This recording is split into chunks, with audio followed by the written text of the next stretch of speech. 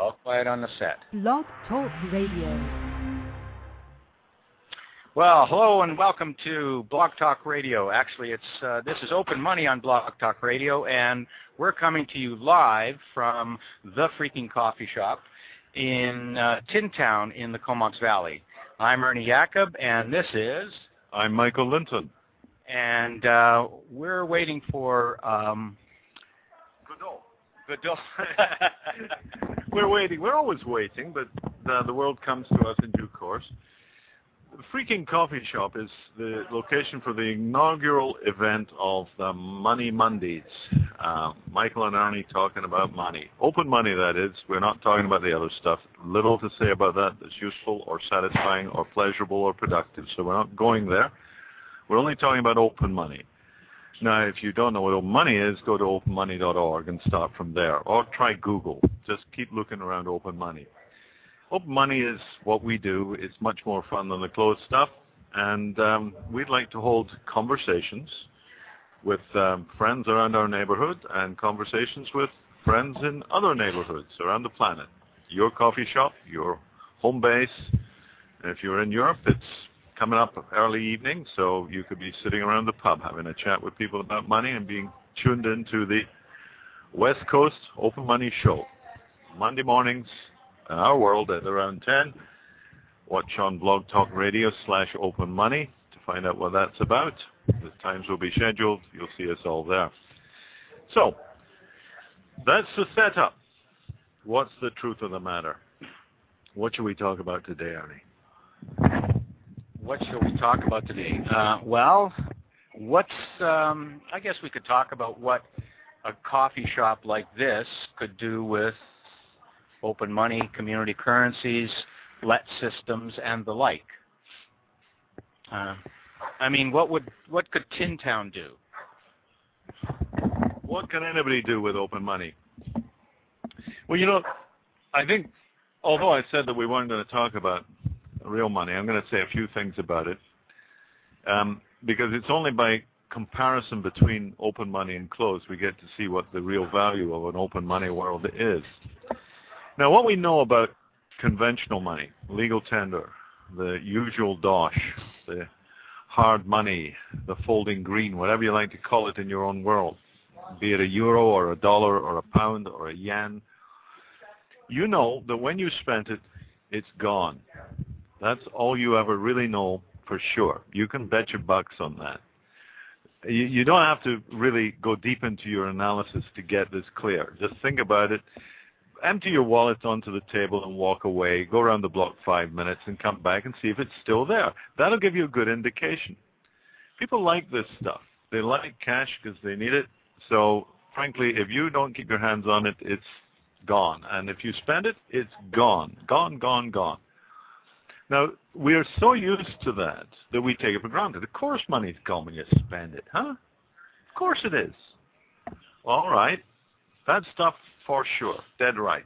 That's a significant design component. When you spend it, it's gone. Here's an alternative. How about you had money that when you spent it, it moved around and came back again?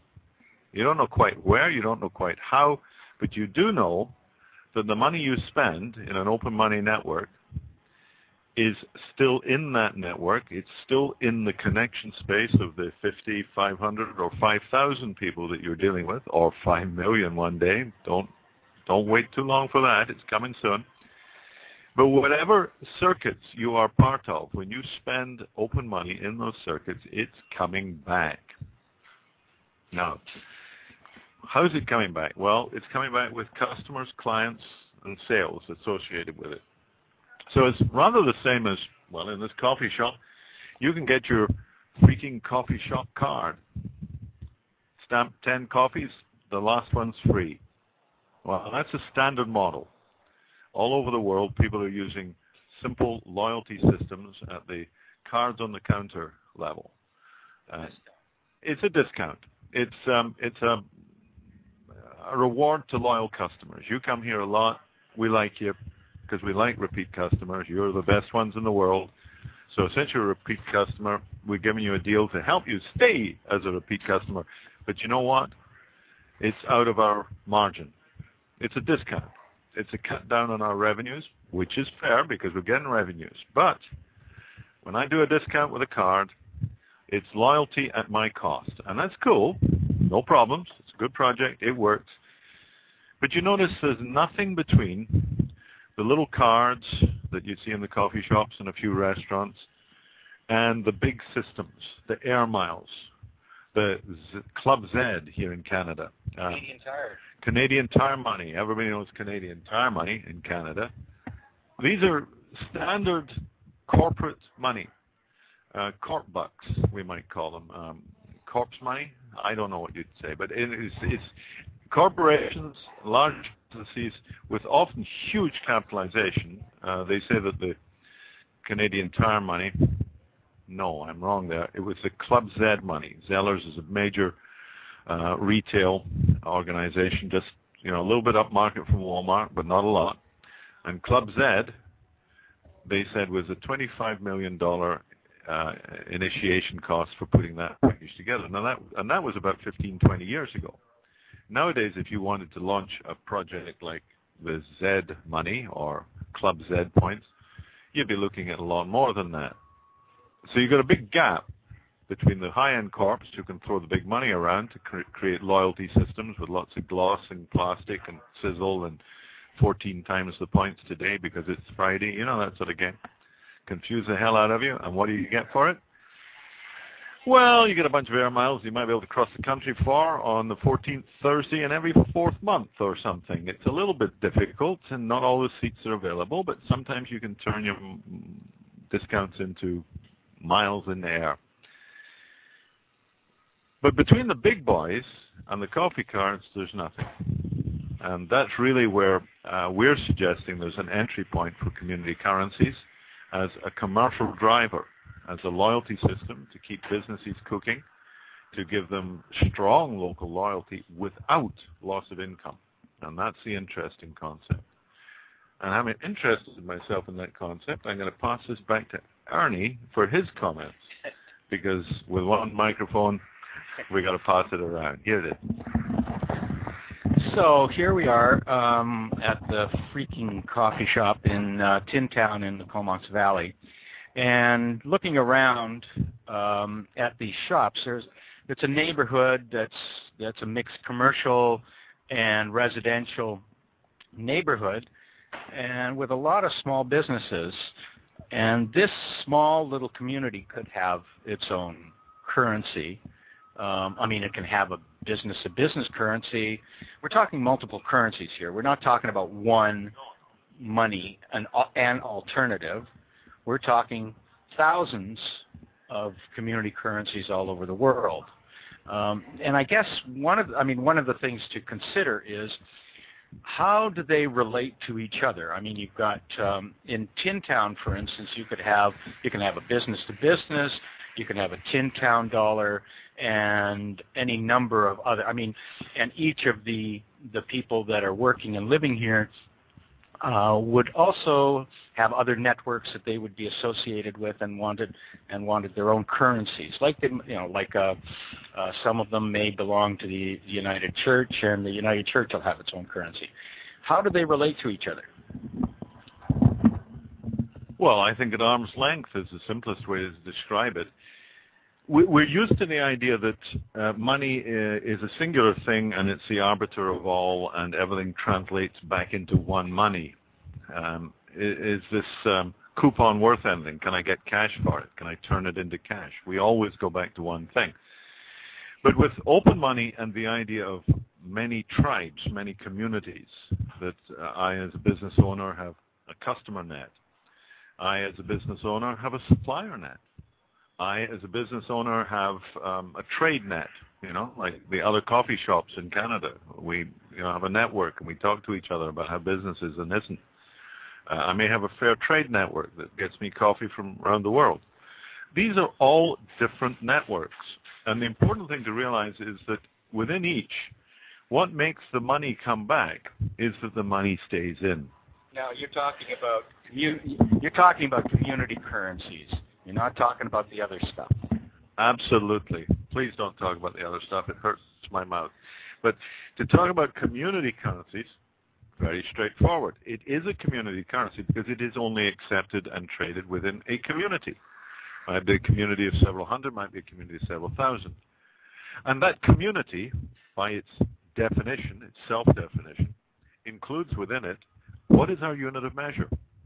We're going to create this currency for our little network. Is it measuring in dollars? Is it measuring in time? Is it perhaps measuring in future real estate margins? Who knows? You know, people. Let's just look at this, Tin Town here as an example, and for sure the business-to-business currency is going to be measured in dollars. I mean, it wouldn't make sense to measure it in any other way. But I would imagine that there are any number of people living around here who have children and who do childcare for each other. So they could have a childcare currency, and that's likely to be measured in hours. And clearly, well, there's a lot of sense in leaving the hours trading with the hours and leaving the dollars trading with the dollars, so that I don't get too confused about how much an hour is worth. Because in an hour-to-hour exchange, childcare, tool swapping, borrow your car for a few days or something like that, the valuation is better done in what I call social terms than in commercial terms. And by keeping those two things separate, we can have different relationships organized by the different models. It's sort of like if you're playing poker, you're playing hard. If you're playing Snap or Beggar My Neighbor with your kids, kids games, go fish, you don't bet big money on that. So, your behavior when you're doing go fish with your kids is perhaps different from your behavior when you're playing online poker with a bunch of cybernauts on the web. Different behaviors by different communities and different monies. So get used to the possibilities. People have often said, "Look, all these money is too damn complicated." And I sort of say, "Well, just how many rooms you got in your house?" And they'll say, "Oh, I got 2 bedrooms, got a bathroom, got a kitchen, got a, Say, "Well, wouldn't it be simpler if you had just one, just had it all in one place?" It would save so much trouble if you had it all in one place. And everybody gets that analogy. No way. Differentiation allows for different behaviors, gives you privacy, gives you selectivity, gives you variety, and keeps the livestock out of the kitchen. So it's a good idea. That, of course, is in our world, in the rich Western world. There are places where people do live all in one room with the livestock. Yeah, and there are complications associated with that, and it's often better to spread them around. Now, sometimes livestock's what keep you warm, 3 Dog Night, famous band. A 3 Dog Night was when you brought 3 dogs into the igloo to keep you warm. Better than a 4 Dog Night, I'll tell you. But for all that, the flexibility we get by having things in different places, your filing system, do you keep all your papers in one big bucket? Well, if you do, no wonder you're in trouble.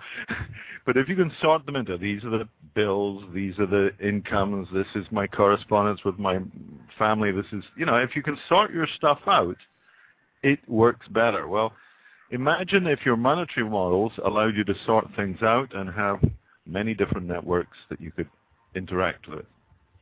Simple, everything you spend your money in, the people in that are going to spend it back and around, and somehow or other one of them is going to hire you, come to your store, buy your goods, or your store, come to your store. What's our time like on that on this show? Anyway, this is Open Money on Blog Talk Radio. I'm Ernie Jakob. He's Michael Linton. Oh, we're doing a whole hour. Okay, so this is a 45-minute show because this is a rehearsal actually for Money Mondays at the freaking coffee shop. At the freaking coffee shop, not the freaking cafe, the freaking coffee shop in Tin Town in Courtenay, actually.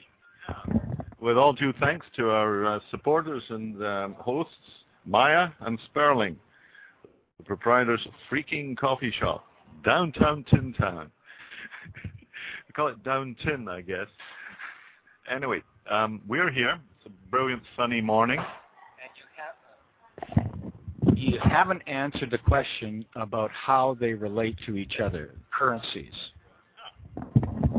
I thought I did. I thought I answered it by not answering it, because they don't relate to each other. They are independent. It's like if you invite people to a dance, you're there to play the dance. If you invite people to come play a game of soccer, you're playing a game of soccer. You don't mix the two up, because life gets bloody complicated.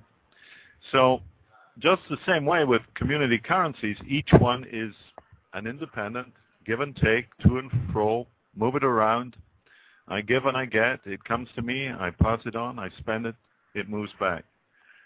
And that's all we do with this money. We move it around. It comes back. We get on with life. But in different networks. So the hour-by-hour system moves around the people who are trading hour by hour. With some of the same people that might be trading at a dollar basis because it's in our business world. You know, they buy coffee at my shop, or I get my car fixed in their mechanic place or whatever. You know, it's just those things will do in dollars. But there's the same people. I might also have an hour-by-hour trade around kids' sport. Okay, so how do I use my Tin Town money in Hong Kong? Or do you? No, you don't. Now, that's not to say that you can't perhaps find somebody who's got plenty of Hong Kong dollars, because they live in Hong Kong and they trade in Hong Kong or something, and you want to go to Hong Kong, and you've got plenty of Tin Towns, and you say, then listen, I'll give you 500 Tin Towns if you give me 500 Hong Kongs. And that's fair enough. You can buy and sell from each other these currencies and in these currencies. It's the sort of thing that eBay is good at, and a lot of other things besides. So if you need to get Hong Kong dollars, yeah, there will be ways for you to get hold of Hong Kong dollars and buy them with some of your current assets in the Tin Town dollar, or the Comox Valley dollar, or the Vancouver Island dollar, or the Harley Davidson Hog Owners of the West Coast dollar, or whatever it is. You know, like you're going to have many, many currencies and many, many ways to interact with different people. Now, one of the things to realize about this is that the networks are as simple as the creation of an email group, at least in principle. In practice, of course, there's rather a bit more to it maybe, but the principle of how do we create a currency is as simple as go to the website, call the currency, name it, define its terms of reference, set yourself up, and you're in business. Life's going. And that's the way the game is played. So the way it would work is I've just moved here to Tin Town, and I go up on the web. I look to see if there's a Tin Town currency, and lo and behold, I see that there is, and I get an account in Tin Town dollars. And by the same token, I have a look and I see that the musicians of the Valley don't have their own currency, and I'm a musician, and so I decide to start one by going up on the website and creating the currency, the music dollars of the Comox Valley, just like starting an e-group on Google or Yahoo. Matter of decision, a matter of declaration, a small matter of technology, nothing significant. And when you open an account in one of these currencies, it's not a question of depositing $1,000 or assuring the bank officials that you're a relevant and appropriate person. I'd like to use Tin Town dollars. I'm going to open an account with the Tin Town dollars network, and it starts at zero. If I want money in there, I've got to earn it. If I want to spend it, I go to the places I can spend it. So easy start, no big hurdles to cross over. Just use your own money in your own network. Move it around. No. And it's done through an open money platform. Yeah, this is, we're all now, I think, quite familiar with online banking and other versions like PayPass sort of banking. It's through your email system to your bank network, credit cards. We're used to going up online and making payments. Well, same deal here. You go up online to your local currency service provider, community currency service provider, the CCSP, equivalent to the ISP, or Internet Service Providers. It'll be a login. You'll have to be well identified by the steward of the local name group, because this is where you get your account. Your account is sort of like an email account. It's, for instance, mwl.cv.ca. MWL is me, Michael Wade Linton. CV is Comox Valley, and CA is Canada. So read a bit like an email address, and that's my hanger. That's my handle. That's how somebody can send me money. They just credit mwl.cv.ca, so many dollars in which and what currency that I'm a member of and they're a member of, and away we go. Very simple. But the currency service provider is where you start. So get yourself an account with a community currency service provider and see where it takes you. So how does one set up a CCSP, a community currency service provider? So suppose somebody is listening in, I don't know, Ottawa, and wants to start one of these things. What do they do? Well, there's two approaches. One of them is to download the software, install the software, run the software, and become a node on the network of your own. And that's the sort of thing that if you have to ask how to do that, then you're probably in a good place to find out how to do it. It's not a big deal. Start by going to regenerosity.org and have a look at the software opportunities listed there. Now, if you don't want to install the software, that's okay, because we can provide what I call proxy services for quite some time here. That we can create a zone for you. Suppose you're a small town in Germany. Then we'd create an address DE for Germany. We'd create MUN for Munich. And then you could have the Munich.de. And in there you could start accounts for your friends, yourself, your businesses. And the transaction processing would all go through our software, but for you it would look like a simple login.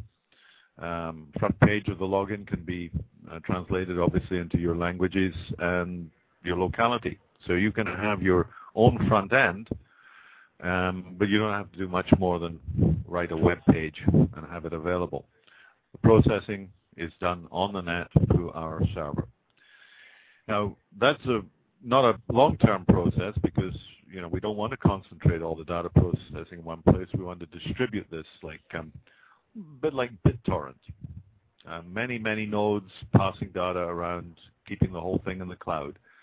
And that way we are much more resilient in terms of system shocks, in terms of loading, in terms of attacks. So we're going for a distributed network, and if you want to distribute, join in.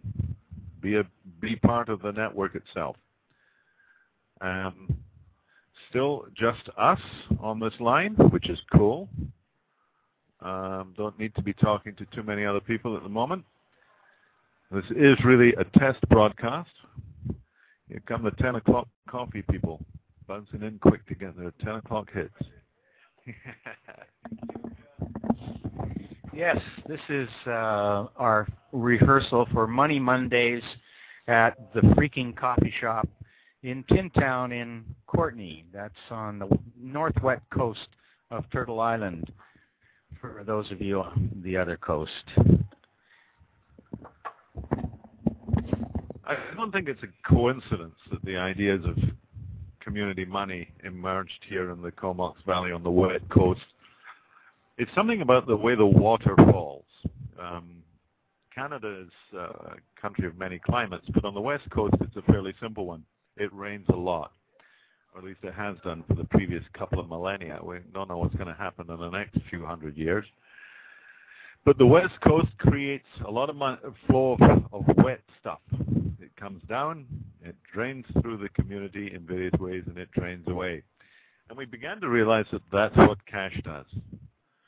You know, we recently had a bonanza in BC because there was a carbon tax involved, but in order to make the carbon tax palatable, the government said they were going to give everybody $100 as a tax-free rebate so they could spend wisely to offset their carbon savings or whatever. So everybody got $100. Well, in a community of 50,000 people, that works out about $5 million came into the Comox Valley. On your government checks, all in a couple of days. Here you are. Look at this. Here's another $100 for you. $100 for you. Now, where is that $100? 5 days later. Gone, man. It's gone. Gone and ain't coming back. Because I go to the supermarket. When I spend in the supermarket, at least 80% of the dollar is straight out of town to suppliers, to shippers, to packers, to processors, to advertisers. It's out of town. If I spend it in the restaurant, probably about 50% is out of town pretty damn fast because the restaurant has to, bring in its stock and, furnish itself and do all sorts of stuff as well. Don't forget the bank loans. Oh, and don't forget the bank loans. When you pay a bank loan, do you think the bank puts the money back into your community? Well, in a manner of speaking, maybe sometimes a bit. But the main reason for a bank being in your community is to get money out of your community. Have you not noticed that? When they're not making enough money, they close the branches. Perfectly reasonable. You wouldn't expect them to do anything else, but it sort of exposes the game plan, doesn't it? We are here for the money. And when there ain't not enough money, we take off and leave you dry. Good luck. That's the banking philosophy. Perfectly reasonable. No complaints. But it ain't much fun if you're out of luck. So we found out a lot about that over here. We're a resource-dependent community, which means that America gets cold and we die, up and down. Timber industry, both for construction and for newsprint and for toilet tissue and God knows what else, heavily driven by U.S. demand. And when the U.S. demand is down, so is business in the Comox Valley. Fishing, not that good. Oh, that looked very good.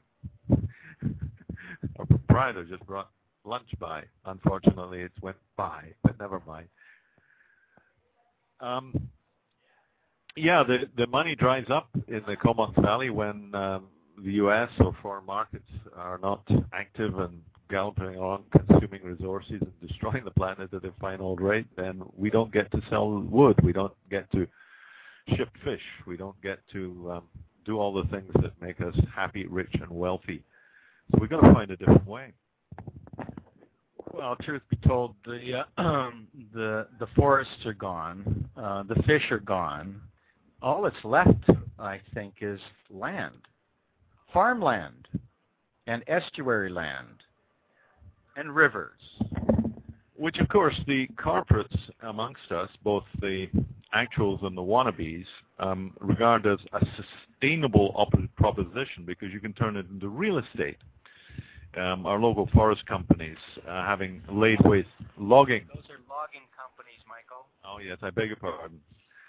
They manufactured consent one more time. I called them loggers. They are.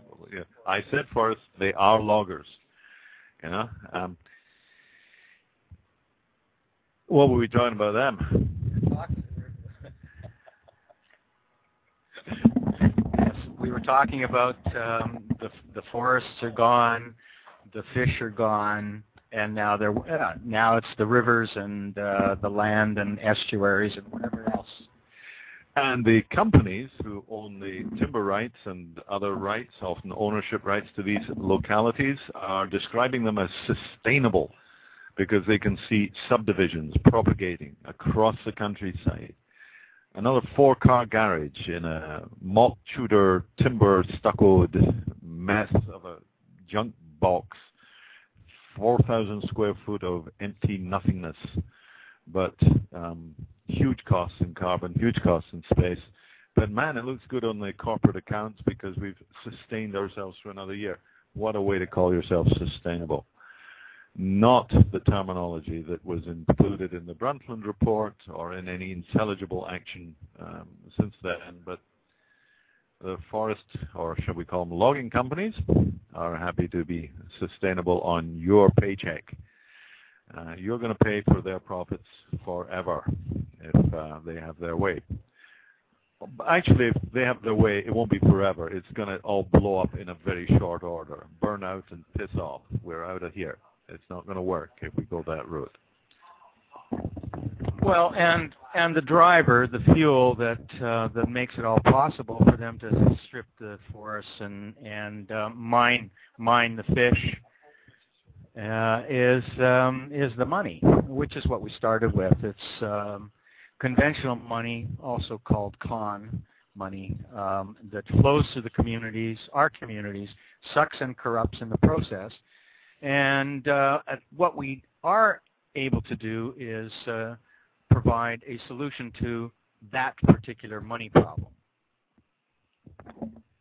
Yeah, if you don't like being totally dependent on money that goes away whenever you spend it, money that doesn't care a damn about you, money that's only interested in its own value and is happy to go wherever it can make the most out of it, i.e. exploiting labor and ecological opportunities worldwide. Let's trash this, nobody's looking, That sort of money, if you had enough of it for the time being, if you'd like something better, open money, community currencies. Money that goes around, money that you create yourself, your business. You basically declare your commitment. I'm willing to provide. I serve. I give. That's all we say when we issue a monetary promise. And that's all that we're doing in community currency. When I buy something from my friend Ernie on the other side of the table for $100 community dollars, I'm not undertaking a debt. I'm not getting in the hole $100 in cash that I'm going to have to struggle for and find a way to get to pay him off. No, what I've done is I've already paid him. He holds $100 of my promises to provide goods and services. Now, he can trade those with other people. He can buy stuff in the coffee shop. He can go and get his haircut. He can do all sorts of things, buy a bicycle. Who knows what's next? But he can do stuff with that money because somebody's going to turn around and come back to me and hire me for what I offer in the community. So my money wasn't tied into hard cash. It is not tied into the fiscal system of the banks and the central governments. It's our relationship with each other, measured in a dollar or an hour, whatever we choose. Can be all sorts of measures possible, but the plain ones are hours and standard legal tender measure for your community. So when I make a promise to Ernie, $100, it might be traded across many people before somebody comes back to me and hires $20 worth of my time, pays me $20 for what I do or I sell. And when they do, then my account goes from minus 100 to minus 80, and then later it might go back to plus 50 because somebody comes and spends another 130 or something, and I'm up instead of down, because up and down makes no difference. It's in or out. I mean, you got to ask yourself, when you got up this morning, did you breathe in first or breathe out? And did you try just breathing in all day? Just collect that air, make it really useful? Of course not. Got to come, got to go. Well, it's the same with everything in the world. We live by exchange, interchange, by the transfer of goods, of services, of appreciation, of respect, or disdain sometimes. It's sometimes useful to tell somebody exactly what you think of them. And it's by that sort of exchange that our world works. Why be short of an exchange medium? Why be out of money when money is just something that is a social creation, and we as social beings are well equipped to create our own money networks? Open money, coming soon to a theater near you. Here's Ernie. What he's talking about is mutual credit currencies. I think community currencies, mutual credit currencies, let systems those are the kinds of things you can check on Google. Actually, Google Open Money or check openmoney.org, lets.net, and blogtalkradio.com/openmoney. And we're at the Freaking Coffee Shop in Tin Town, downtown Tin Town in Courtenay. I'm Ernie Jacob, and Michael Linton and I are starting, this is Money Mondays at the Freaking Coffee Shop. Hopefully, we had hoped that Sperling, the owner of the coffee shop, would join us, but one of his staffers bailed this morning right at the last minute, so he couldn't be on the show this morning. He's running around with sandwiches and coffee and stuff like that, but we'll be back here next Monday. And others in the future, many times. Yeah, this is, you got to say Sperling's the owner of this place. That means he's got to work harder than anybody else, partly because the other owner of the place, Maya, is making sure he does. So he's upstairs making the sandwiches because their staff member had an emergency. And so we are speaking to open air at the moment. And well, we're speaking, as usual, we're speaking to each other. But that reminds me, we ought to have we could have a conversation with Michelle from the Freaking Cafe. As a matter of fact, the Freaking Coffee Shop. Jeez, I keep wanting to call it the Freaking Cafe, but anyway, it ain't. It's the Freaking Coffee Shop. Your full name is required. Yeah, difficulty with Michel is that we were speaking to him at this time of the day. It'd been midnight in his world. Michel's in Thailand, and we've had earlier conversations. We start at 8 on the West Coast, and he's speaking at 10 in Thailand. That's conceivable. And hey, the coffee shops are open, so we might be able to do that someday. But ideally, there could be another 20 coffee shops part of this conversation, all tuned in, probably through Skype, to the Open Money site at blogtalkradio.com, which is probably where you're listening to this, where you can get the podcast of this and previous broadcasts and future broadcasts, and where transcripts will progressively become available so that search, find, and cross-link will become available facilities. At the moment, we need, of course, more people interested in the content of these affairs and more willing to do edited transcripts. There are probably some parts of this that aren't worth transcribing, believe it or not. Other parts are just great. And progressively, we will find people transcribing into English. We will find other people translating into German, French, Japanese, Greek, who knows what. All of them earning money from their regional development of Open Money. And this is because it's a service. You translate into your native language in your community. Then you increase the opportunity for people in that community to participate. That is going to generate a lot of activity, including revenues to recompense the translators and transcribers. In fact, the idea that there's a shortage of money in our world is a complete, utter nonsense. There's a shortage of imagination. There's a shortage of good analysis. There need not be a shortage of money. And it's our task to get on with making that recognized, realized, and active. Well, let's see, Michael. You've been at it now for 25 years? How's it going? Actually, I think it's coming closer to 26 now. Yeah, I'm just coming up to year 26. It was in the fall of '82 that this became utterly critical, and it's now 2008. 26 years. Well, I don't know.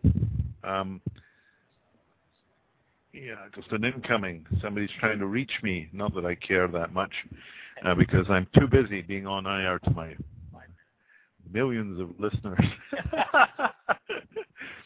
26 years. Well, a pervasion of the concept. There are now millions of people around the planet who have a deeper understanding of the relevance of localizing the money, community networks. I would also say that most of the initiatives that have been drawn together, pulled out of this last 20 years, have been less effective than they need to be. In fact, some of them did specifically counterproductive. So I'd say the situation is normal and all fouled up, snafu, as they say. As in the early stages of almost every paradigm shift, in fact, I'm sure every paradigm shift in human society, be it social, legal, technical, political, there's a period before it happens when it looks really messy, inconsistent, incoherent, fractionated, schismatic. There's heresies, there's ideologies, there's dogmas, there's rhetoric, there's personalities, there's psychology, there's politics. It's the usual mess. Fortunately, I feel that the seaplane is about to leave the water. You know, when we see a lot of float planes in this part of the world, and they make a lot of noise on the water as they're struggling to get clear of the water, and there's spray all over the place. And then all of a sudden, they're clear of the water. The drag's gone. They're flying. That's where the community currency movement stands at the moment. Thundering down the runway or the waterway, just about to lift off, just about to get clear of the noise and nonsense that's been an impediment for so long. And don't get me started on who I'm talking about. This could go on for a long time if I did. 3 minutes remaining. Thank God for that. If I had longer, I'd probably start talking about why the community currency movement is only where it is after the last 3 decades of action that well preceded our efforts. I mean, community currencies have really been around for about 2,000-3,000 years in different ways, and certainly the last 50 years there's been a lot of action that would be qualified as community currencies if people were willing to look at it in an intelligible way. Commercial barter, for instance, supposedly turning over 30 billion or so a year these days. That's not peanuts. It's small in proportion to the huge economy, but it's not peanuts. Hourly exchange, skills exchanges, networks like that.